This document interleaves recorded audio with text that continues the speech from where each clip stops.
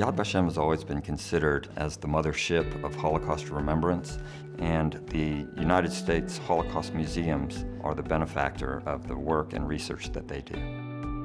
It was first, it was unprecedented, and it taught everyone else how to do it.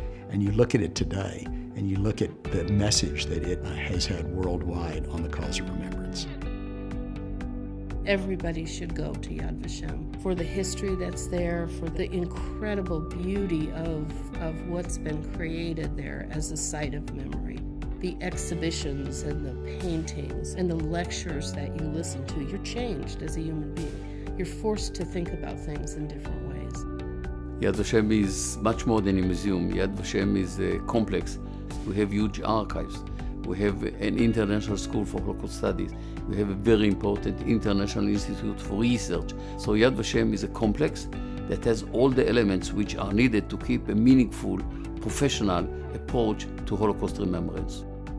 My mother and her sister, my aunt, had the opportunity to go to Yad Vashem. It was their hope to find anything they could about their parents, who they had not heard from or about since they were separated when they were young children.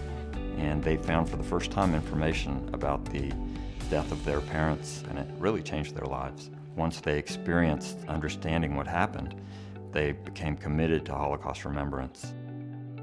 Yad Vashem is the mother of remembrance. Avner Shalev, by the way, is the father of remembrance. The whole education concept was born in the early 90s when Avner Shalev started working as the chairman of Yad Vashem. His vision was to maintain memory through education. Avner was a visionary. Avner came with the understanding that in order to ensure a meaningful remembrance when survivors will not be with us, we must have a very strong education system to train teachers all over the world in all kinds of languages so they can train other teachers around the world.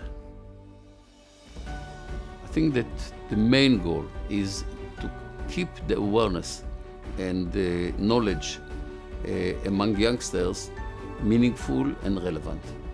Yad Vashem is leading in terms of the way it uses technology in education. So we use social media, we use faster sound bites in order to deliver our information, relating and engaging kids to know more about that piece of history. We have a huge responsibility, and that responsibility is to maintain the commemoration of the Holocaust, to keep learning from the Holocaust in order to shape our future. And I think we're up to it.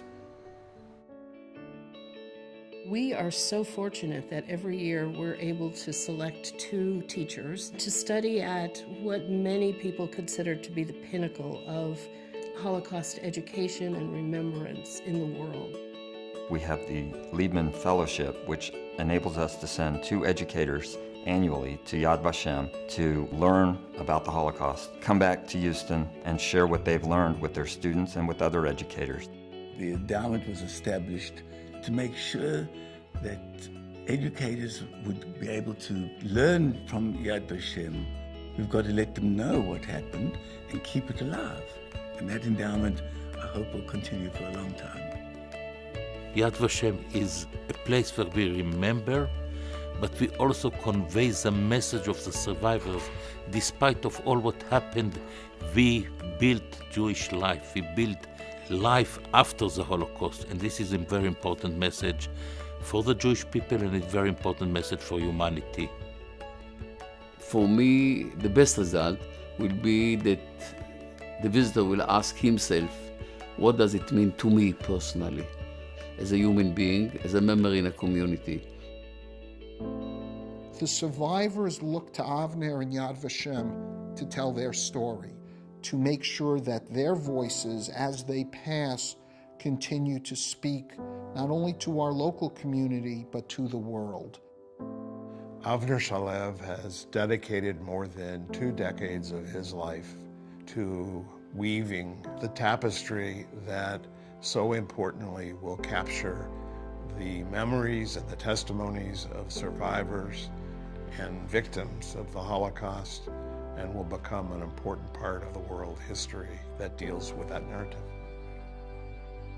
When I think about the impact that Yad Vashem and the work of Avner Shalev have had on Holocaust remembrance throughout the world and here in Houston, it is clear that their commitment, their hard work, the lives they've affected make them supreme recipients for the Moral Courage Award. The meaning of the Shoah has become more essential, more important. So I can say that from this perspective, we are sharing the same, I think, way of thinking and the same goals with the Holocaust Museum in Houston. And I'm privileged again to invite and welcome those people from Houston that will come to Jerusalem Yad Vashem in the near future.